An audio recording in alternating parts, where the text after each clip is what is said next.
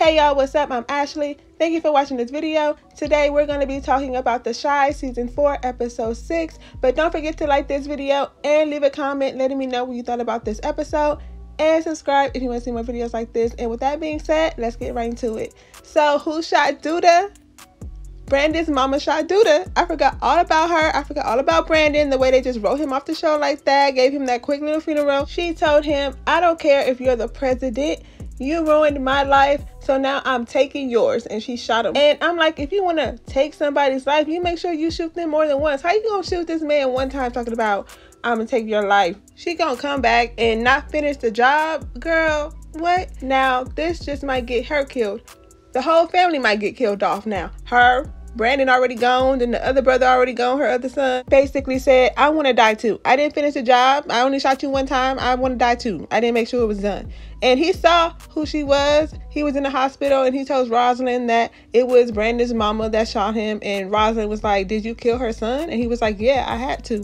So I'm wondering what's about to happen with her. Y'all let me know what y'all think is going to happen with that whole thing. Rosalind is over here ready to take over Duda's job. She didn't even come pick him up from the hospital. Trig and Imani picked him up and they was like, where Rosalind at? Why she didn't pick you up? And he was like, I don't know who to trust right now. And then so they was like, trust don't come for free. So I'm wondering what that means. Y'all tell me what y'all think that means. And now we got Jada over here got Nina cheating on Dre because she don't want Dre to tell Nina that she got cancer. If I was Dre, I would have been told Nina. I understand being a good friend, being a loyal friend. Yeah, I'm going to keep your secret. But when you know this is hurting your marriage, I would have spilled the beans already. But Nina sure did cheat with a good one, though. She got the brat. Tat, tat, tat. So after Nina followed Dre to Jada's house, she was waiting outside in the car. And she watched them sitting on the steps on that stoop the whole time. And, you know, she texted her. And then Dre texted her back talking about, I'm working late. And she's looking at her like, this is a whole lot. I see you right here on these stairs, you know. And they was hugging. And, you know, Jada was telling Dre that she's tired of being strong for everybody. And all that, right? So Nina saw all this. She knew that Dre was lying. So she went herself to a bar. She sat there. And the brat was there. The brat saw her. The brat went up to her and was like, what's up? She said, what you sipping on? And Nina said, some Henny. And she was like, oh, I like you already. And I was smiling the whole time, even though I knew this was wrong. And she was like, are you here alone? And Nina's like, yeah. And she was like, is that how you trying to be though? And Nina's all like, you trying to keep me company? And so they just decided to get on out of there and they did the deed, you know. They hooked right on up. And I'm thinking the whole time, oh my God. And she hooking up with her for nothing really because, you know, Dre's not doing anything. But Dre should have been honest. She should have just been like, hey, Jada got cancer. Could have avoided all of this. So after all that happened, Nina went home and Dre was there already. And Nina was like, I saw you with Jada. And Dre was like, so you following me? And Nina was like, don't you try to switch this up on me. And then so that's when Dre started breaking down and she was like, Jada got cancer. And then Nina started hugging her and comforting her. And, you know, she realized she done messed up. I'm wondering if we're going to see the brat some more because I would like to. I think this would be very interesting. Is Nina gonna tell Dre? She probably will because you can tell that she feels bad about this, but I'm just wondering how long is it gonna take. And Jada is just getting sicker and sicker by each episode. Her hair falling out now. Good Lord. Kevin hit Jake right up in his face like he should've. But he did end up hitting his teacher in the nose on accident. Made it bleed and whatnot. So now Kevin is suspended indefinitely. You know his mama was upset. She wanted to go upside his head. So Dre ended up talking to him instead. And so basically Kevin was like, so am I grounded? And she was like, we grounded you before and it didn't work. So he was like, so can I go hang out with Papa then? And she was like, yeah, until we figure out what we're going to do.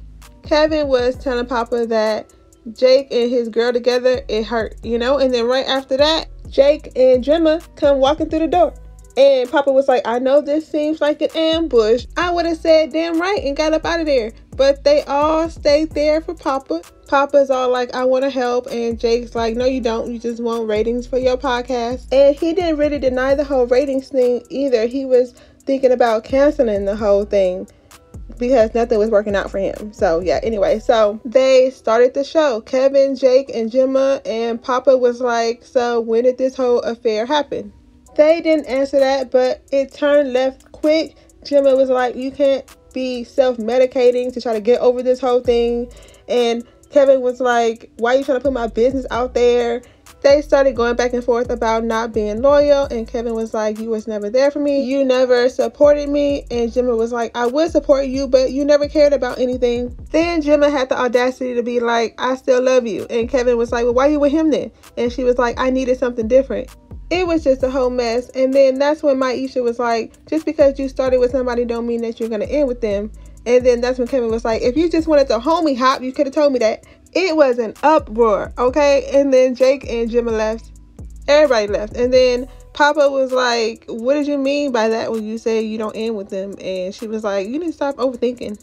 But before we start talking about Papa and Maisha, just really quick, all this was happening while Kevin was suspended indefinitely. So when he went back to school, Dre took him back to school. He apologized to the principal. He was like, I'll do whatever I gotta do. I'll, have detention every day. I'll start cleaning the classrooms and stuff. And the principal was like, I'm sorry, I appreciate that, but we have a zero tolerance policy. And he got kicked out of school. Poor Kevin, he's just going through it. Jake and Jemma was talking about apologizing to Kevin, and Jake was like, but we gotta do what makes us happy.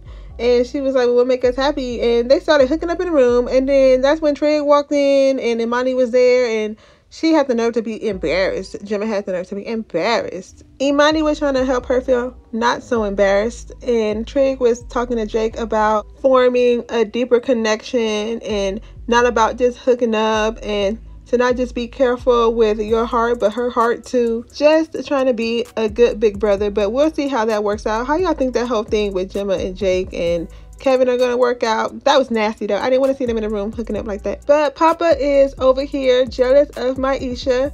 Maisha was telling him about this magazine, wanting to do a feature on her. So we see her having a photo shoot, looking bomb and whatnot. And then she's having an interview. She's sitting down and they're like, well, where can we get your music from? Where can we listen to it at? And she was, before she can answer, Papa was like, on my podcast. And the interviewer, which was Sydney Starr, by the way, was like, who is this, your man? Maisha was bothered by this. I would have been bothered by this too. And so eventually later on, Papa apologizes to her and he's like, I don't think we should work together. And she was like, Maisha was like, I think we need a break from each other, actually. Papa was shook. He was not expecting this. Now he don't got no girl either, just like Kevin. Only difference is she didn't get stolen. This was Maisha's time to shine. This was all about her, just like she told him. And he over here talking about me, me, me, me, me. She was like, instead of talking about your podcast, I would have liked to give my IG handle first, So he over here messed up. He just messed up being jealous. And just like I figured, Keisha wants her baby back. She told her mama, she came downstairs. She was like, hey, ma, I want my baby back. You can kind of tell that she's missing her baby. And Octavia let her hold the baby. And that just probably topped it off. We found out that she had a boy and he doesn't have a name yet. And Keisha's about to name him Watch. She went out on a date though with this guy that she works with. I think that he could be good for her. He seems patient. He likes to cook too. He don't like to waste money on food. He likes to cook it. They were bonding over him not making it to the NBA and, her not being able to run track anymore since she got pregnant. And he reached out to touch her hand and that sent her into like a panic attack. And he calmed her down. He was like, breathe, 1, 2, 3. And it helped.